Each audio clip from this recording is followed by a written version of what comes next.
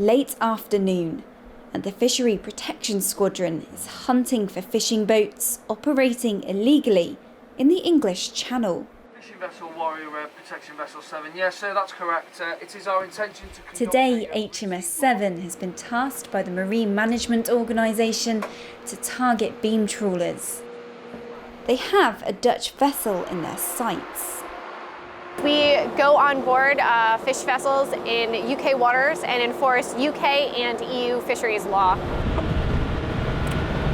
The Fishery Protection Squadron is responsible for patrolling 80,000 square miles of sea around the English, Welsh and Northern Irish fisheries. Fishing vessels have to allow inspection as part of their ability to have a licence and commercially fish. They have to allow a marine enforcement officer to conduct inspections of their boarding. Now, an inspection will cover everything from documentation, e-log, to their retained catch and therefore the fish room and the gear they are using to fish, and we'll enforce all the legislation that goes along with that.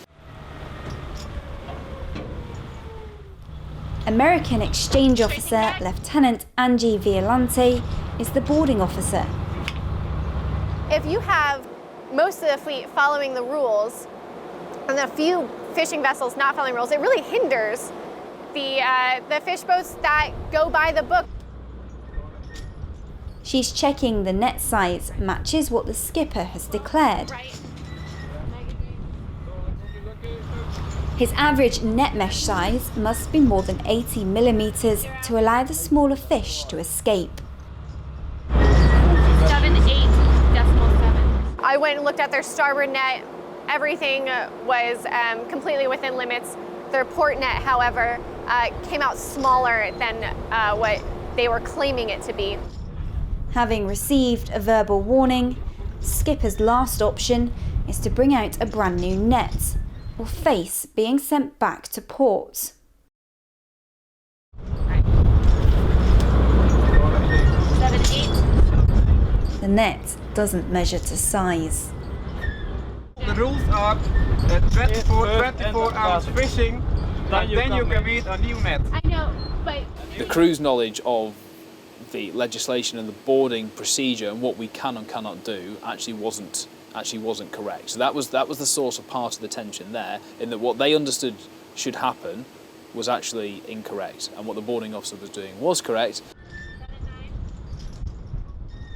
I don't make the legislation, I just have to enforce it. So trying to get that across to non-English speakers is definitely a little difficult, and I think tensions can get a bit raised with them because here I am, some stranger with a funny accent, telling them they can't fish. 7, 9. When I measured that second net and it was still not in standards, you could definitely see people getting a little riled up. Tell them to wet the net, we'll remeasure. They try desperately to stretch it.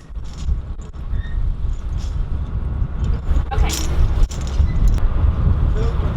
82. 82. Average of 40 meshes is 80.2. 80. Yeah? Yes, all right. Okay. I do think fishermen are delighted to get boarded, because what we're essentially asking them to do is stop fishing. Every hour they spend at sea, they're using fuel, and fuel costs money, and if they're using fuel without catching fish, then they're making a loss for those hours. Well, that's HMS Severn Seaboat away again for another boarding. This time they're going on to a Belgian beam trawler, and the captain has told the command of HMS Severn that he's got around 1,200 kilograms of plaice on board. 7 boxes of sole. Fishing is big business. Last year, 677,000 tonnes of fish were landed by the UK fleet, worth £688 million. And all of it carefully monitored. Okay, we'll do 3 boxes of sole, no ice.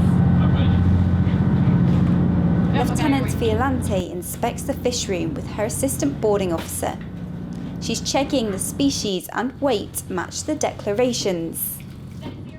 What you need to realize is when you're weighing these fish, this is money for the fishermen. So you don't want to drop them on the ground. You don't want to have them flipping everywhere. So you're trying to pick them up carefully but quickly and putting them in the boxes to weigh. The English Channel is a prime fishing ground for high-value catch, like turbot and Dover sole. And fishermen come from all over Europe to trawl our waters.